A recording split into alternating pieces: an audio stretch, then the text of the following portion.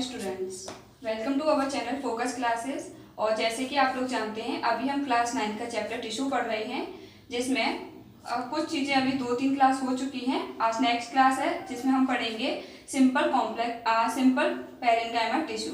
Okay, तो simple tissue में first हमने पढ़ा था पैरेन्काइमा टिश्यू, और आज पढ़ेंगे हम कोलेनकाइमा एंड सेकंड है स्क्लेरेन्काइमा। तो कोलेनकाइमा क्या होता है, स्क्लेरेन्काइमा क्या होता है, इसे करने से पहले एक बार पैरेन्काइमा को हम रिवाइज करते हैं कि पैरेन्काइमा क्या था। पैरेन्काइमा एक लिविंग टिश्यू था जो प्लांट्स को फूड स्टोर करने में हेल्प करता था, और उसके क्लोरोप्लास्ट को हम क्या बोल रहे थे, क्लोरेन्काइमा बोल रहे थे। और इसके बाद उसमें था कि उस पर एक एपिडर्मिस होती थी, वो क्या करती थी, वाटर लॉस होने से प्रिवेंट करती थी या फिर उसको रोकती थी। ओके, अब इसके बाद आता है आपका कोलेनकाइमा। कोलेनकाइमा क्या होता है, तो living tissue consist of living sales. जो लिविंग टिश्यूज होते हैं वो किससे बनेंगे, ऑब्वियसली वो लिविंग सेल से ही बनेंगे। जब सेल लिविंग होगी तभी तो टिश्यू लिविंग बन पाएंगे। तो living tissue consist of living cells which are angular और ओवल इन शेप। ये जो टिश्यूज होते हैं उनकी शेप जो होती है वो एंगुलर होती है और ओवल होती है। नेक्स्ट पॉइंट है इसमें, cells are elongated, longitudinally, are irregularly thick at corner। इसका मतलब क्या है, ये जो सेल्स होती हैं या फिर इन टिश्यूज की जो सेल्स होती है वो कैसी होती है, लॉन्गिट्यूडनल होती है। मतलब कि जैसे कि आपका पाइप लाइक स्ट्रक्चर होगा इस तरह से। ओके, लेकिन इनके कॉर्नर्स पे ये थिक होती है। जहाँ इनके कॉर्नर्स होते हैं ये वाले पॉइंट्स, ये कैसे होते हैं, थिक होते हैं, मोटे होते हैं ये। ठीक है, नेक्स्ट पॉइंट आता है इसमें, दीज आर लिविंग टिश्यू। ये कैसे टिश्यू हैं, लिविंग टिश्यू हैं। हमने अभी पैरेन्काइमा पढ़ा था, पैरेन्काइमा कैसा टिश्यू था, वो भी लिविंग टिश्यू था। इसके बाद आता है आपका कोलेनकाइमा, कोलेनकाइमा भी लिविंग टिश्यू है। Next, provide mechanical support. ये क्या करता है, मैकेनिकल सपोर्ट प्रोवाइड करता है, एंड इलास्टिसिटी एंड फ्लेक्सिबिलिटी। ये जो है कौन, कोलेनकाइमा। कोलेनकाइमा लिविंग टिश्यू है, प्लांट्स को मैकेनिकल सपोर्ट प्रोवाइड करता है, उनको एक जगह पे रहने में और उनका जो आउटर स्ट्रक्चर है उसको हार्ड बनाने में हेल्प करता है। नेक्स्ट है, इट ऑल्सो कंटेन क्लोरोप्लास्ट। ये जो होता है ये भी क्लोरोप्लास्ट को कंटेन करता है, जैसे पैरेन्काइमा टिश्यू कंटेन करता था, बिल्कुल उसी तरह से कोलेनकाइमा भी क्लोरोप्लास्ट को कंटेन करता है। अब इसके बाद आता है आपका स्क्लेरेन्काइमा। कोलेनकाइमा में आपको सिर्फ इतने ही पॉइंट याद रखना है। इसका जो इंपॉर्टेंट पॉइंट है वो याद रखना है किसकी, ये जो कैसे होते हैं, लॉन्गिट्यूडली होते हैं, इरेगुलर थिक्ड होते हैं, कहाँ पर, कॉर्नर पे। ये वाला पॉइंट इसका ज्यादा इंपॉर्टेंट है। सेकंड, एक इसमें ये आप याद रखेंगे कि ये इसका फंक्शन क्या है, तो इसका फंक्शन है ये मैकेनिकल सपोर्ट प्लांट्स को प्रोवाइड करते हैं। अब इसके बाद आता है आपका स्क्लेरेन्काइमा। ये क्या होता है, it makes the plant hard and stiff. ये प्लांट को हार्ड बनाने में और स्टिफ बनाने में हेल्प करते हैं। It make the plant hard and stiff। Okay? Next है इसमें, these are dead tissue। अभी तक हमने क्या पढ़ा, पैरेन्काइमा और कोलेनकाइमा कैसे टिश्यू थे, लिविंग टिश्यू थे। लेकिन स्क्लेरेन्काइमा जो होते हैं वो डेड टिश्यू होते हैं। These are dead tissues। Okay? With no protoplasm in the cell।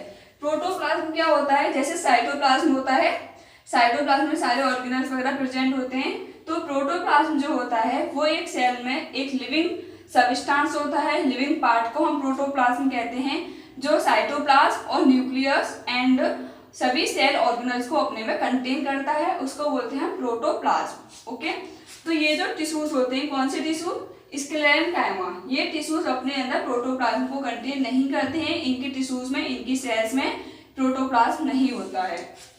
तो ये कैसे होंगे, डेड होंगे, क्योंकि प्रोटोप्लाज्म कैसा सबस्टेंस है, कैसी थिंग है, ये जो है प्रोटोप्लाज्म वो लिविंग होता है। अगर इसके पास ये नहीं होगा तो ऑब्वियसली ये डेड होंगे, इसीलिए इनका जो नेचर होता है वो डेड होता है। Thick wall makes the cell hard.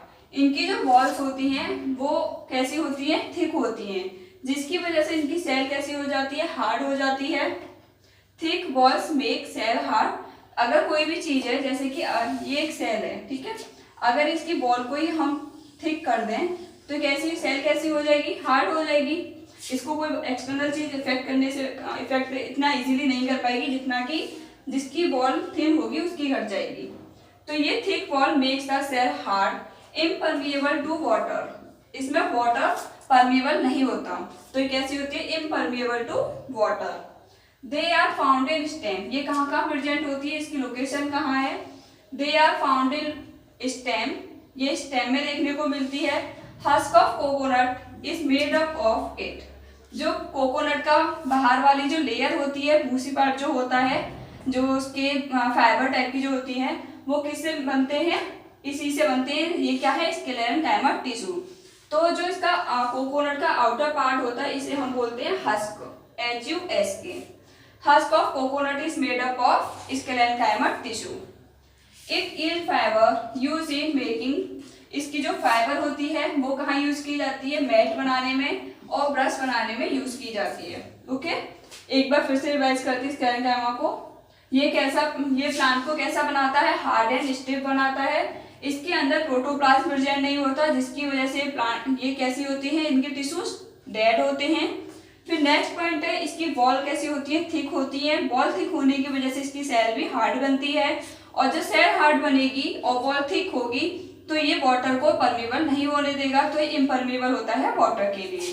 फिर नेक्स्ट था, ये कहाँ पर देखने को मिलता है, स्टेम में देखने को मिलेगा, और जो कोकोनट का हस्क होता है वो भी स्क्लेरेंकाइमा टिश्यू से बनता है। नेक्स्ट आता है इसका जो फाइबर है, फाइबर क्या बनाने में हेल्प करता है, मैट बनाने में, चटाई बनाने में और ब्रश बनाने में हेल्प करता है। नेक्स्ट है प्रोटेक्टिव टिश्यू। अब इसी में एक और टिश्यू पढ़ेंगे हम। मैंने आपको दो तरह के टिश्यू बताए थे, पहले सिंपल टिश्यू और सेकंड था कॉम्प्लेक्स टिश्यू। लेकिन सिंपल टिश्यू और कॉम्प्लेक्स टिश्यू है ही, इसके साथ प्रोटेक्टिव टिश्यू भी इंपॉर्टेंट है, तो थोड़ा सा इसे भी देख लेते हैं। प्रोटेक्टिव टिश्यू होते क्या है, it is a tissue which cover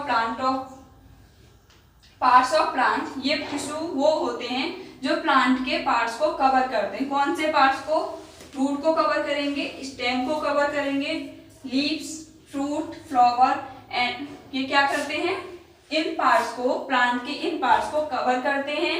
and protect against environment factor. Environment factor कौन कौन से होते हैं, जैसे कि वाइंड है, रेन है, या फिर कभी बाढ़ वगैरह आ जाती है, तो इन सब चीज़ों से, अगर बहुत ज़्यादा धूप पड़ रही है, रेन हो रही है, वाइंड बहुत तेज हो रही है, तो इन सब चीज़ों से ये जो टिश्यूज होते हैं प्रोटेक्टिव टिश्यू, उनको प्रोटेक्ट करने में हेल्प करते हैं। नेक्स्ट है आपका एपिडर्मिस। अब प्रोटेक्टिव में फर्स्ट आता है एपिडर्मिस, सेकंड आता है आपका कॉर्क। तो एपिडर्मिस क्या है, it is outer most layer of plant organ. मैंने जैसे कि अभी आपको बताया, जो प्रोटेक्टिव टिश्यूज होते हैं वो प्लांट के पार्ट्स को कवर करने में हेल्प करेंगे। कवर होंगे तो ऑब्वियसली वो आउटर पार्ट पर होंगे। तो epidermis it is outer most layer of plant organ. Plant के जो ऑर्गन्स होते हैं उनकी आउटर मोस्ट लेयर होती है। It is a made up of single layer cells. ये किसके बने हुए होते हैं, सिंगल लेयर सेल्स के बने हुए होते हैं। But in xerophytic plants, xerophytic plants कौन से होते हैं, जीरोफाइटिक प्लांट्स वो होते हैं जिनको बहुत ज़्यादा अमाउंट में वाटर की नीड नहीं होती, या फिर हम दूसरी जगह इसको हम ये भी बोल सकते हैं जो ड्राई इन्वायरमेंट में भी ग्रोथ कर जाते हैं, उनको बोलते हैं जीरोफाइटिक प्लांट्स। तो it is made up of single layer. ये जो एपिडर्मिस होती है वो सिंगल लेयर, जैसे कि मैं आपको बता चुकी हूँ, एक टिश्यू है, टिश्यू की ग्रुप जो है एक स्ट्रेट लाइन में जा रहा है, मतलब एक सिंगल लेयर बना रहा है, तो ये इस तरह के होते हैं। और जीरोफाइटिक प्लांट में ये मल्टी लेयर भी हो सकते हैं। जो जीरोफाइटिक प्लांट होंगे उनमें एक से ज्यादा लेयर भी हो सकती है। नेक्स्ट है it is covered by cuticle. ये जो एपिडर्मिस होती है क्यूटिकल से कवर्ड होती है। क्यूटिकल क्या होता है, वाटर प्रूफ लेयर होती है। It is a water proof layer, water का कोई इस पर नुकसान नहीं होता। It made up of vaccine substance, ये वैक्सी सब्सटेंस से बनी हुई होती है जिसे बोलते हैं क्यूटिन। ओके, अब इसका आता है आपका फंक्शन। फंक्शन क्या है एपिडर्मिस का और कॉर्क। तो फंक्शन ऑफ एपिडर्मिस, ये क्या करेगा, इसकी बॉल जो मैंने आपको बताई थी वो कैसी होती है, इसकी सेल्स जो होती है वो हार्ड होती है, क्योंकि इसकी बॉल जो होती है सेल्स की वो हार्ड होती है या फिर थिक होती है, तो जिसकी वजह से इसके अंदर कोई भी पैथोजन एंट्री नहीं कर पाता। तो it prevent the entry of pathogen in tissue या फिर इन सेल।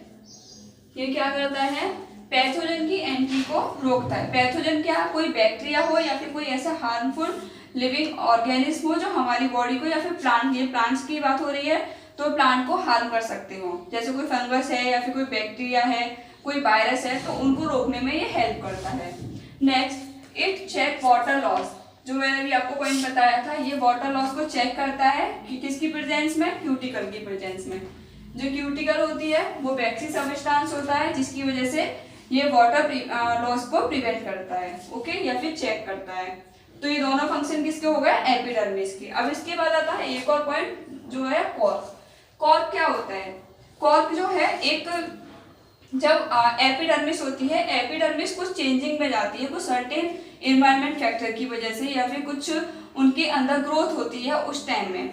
कौन, एपिडर्मिस टिश्यूज जो होते हैं वो कुछ सर्टेन चेंजिंग्स में जाते हैं जिसकी बाद बनता है कॉर्क। तो कॉर्क जो होता है एपिडर्मिस के बाद बनता है। It is a tissue found in vascular plant. कहाँ देखने को मिलता है, ये बस्कुला प्लांट्स में देखने को मिलता है as a part of epidermis. मैंने अभी आपको बताया एपिडर्मिस चेंजिंग में जाएगी जिसके बाद क्या बनेगा, हमारा कॉर्क बनेगा। तो कॉर्क किसका पार्ट हुआ, एपिडर्मिस का पार्ट हुआ। It is also known as, इसको हम और क्या कहते हैं, कैम्बियम बोलते हैं और फेलोजन बोलते हैं।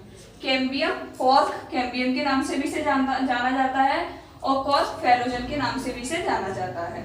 अब नेक्स्ट पॉइंट आता है इसमें, दे हैव केमिकल कॉल्ड, इनके पास एक केमिकल होता है जिसे बोलते हैं सुबेरिन। सुबेरिन जो एपिडर्मिस में केमिकल था उसे हमने क्या बोला था, क्यूटिकल बोला था, या फिर उसको बोला हमने क्यूटिन। अब इसके बाद जो कॉर्क में केमिकल होता है इसमें बोलते हैं हम सुबेरिन इन देयर वॉल्स। ये कहाँ प्रेजेंट होता है, इसके वॉल्स में प्रेजेंट होता है, ओके। तो आज सिंपल टिश्यूज खत्म हो गए और प्रोटेक्टिव टिश्यू खत्म हो गए। अब कल जो हम पढ़ेंगे वो होगा कॉम्प्लेक्स टिश्यू। तो कॉम्प्लेक्स टिश्यू में मैंने आपको दो बताए थे, फ्लोम और जाइलम, तो कल वो पढ़ते हैं। आज के लिए इतना ही काफी है। So thank you so much for watching my video and please like, share and subscribe. Thank you.